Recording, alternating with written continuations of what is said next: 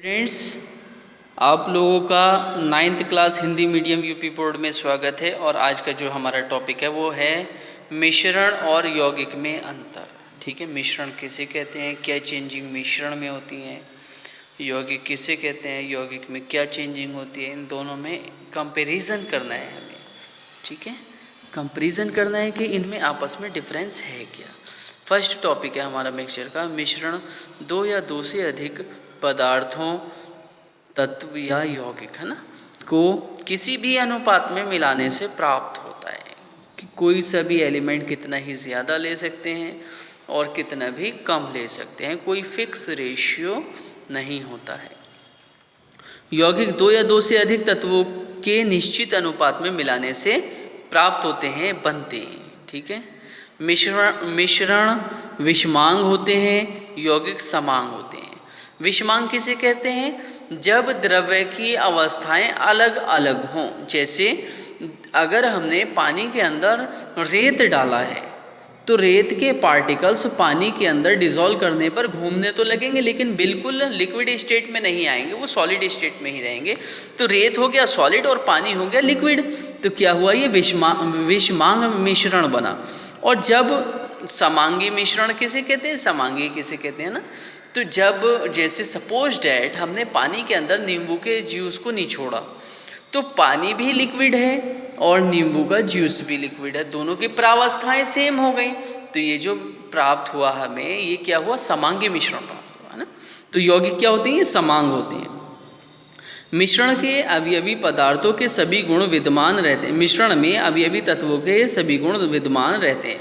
मतलब जिन पार्टिकल्स को मिश्रण के बनाने के लिए यूज़ किया गया है, मिश्रण बनने के बाद भी उसके अंदर वही क्वालिटीज़ पाई जाती हैं जो पहले थी, अलग अलग गुण। यौगिकों में अवयवी तत्वों से भिन्न गुण पाए जाते हैं। मतलब जिन तत्वों को लेकर के हमने यौगिक का फॉर्मेशन किया है वो गुण नहीं पाए जाएंगे, दूसरे गुण पाए जाएंगे। नेक्स्ट है, मिश्रण बनाने में ऊर्जा का आदान प्रदान नहीं होता है, ना ही एनर्जी देनी पड़ती है और ना ही निकलती है। यौगिक बनाने में प्राय ऊर्जा अवशोषित होती है, निष्कर्षित होती है या निष्कर्षित होती है। या तो एनर्जी दी जाएगी या एनर्जी ली जाएगी, निकलेगी उसमें से। टॉपिक नंबर 5, मिश्रण के अवयवी पदार्थों को भौतिक विधियों द्वारा अलग कर सकते हैं, जैसे छान कर, निथार कर। ठीक है, इस तरीके से उन्हें अलग कर सकते हैं। और यौगिक के अवयवी पदार्थों को भौतिक विधियों द्वारा पृथक नहीं कर सकते हैं। ठीक है, छठा टॉपिक है, मिश्रण बनाने में ऊर्जा परिवर्तन नहीं होता है।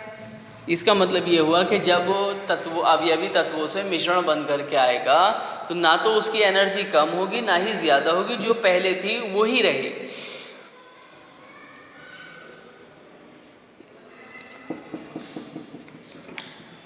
यौगिक के बनने में ऊर्जा परिवर्तन होता है, या तो पहले से कम हो जाएगी या ज़्यादा हो जाएगी।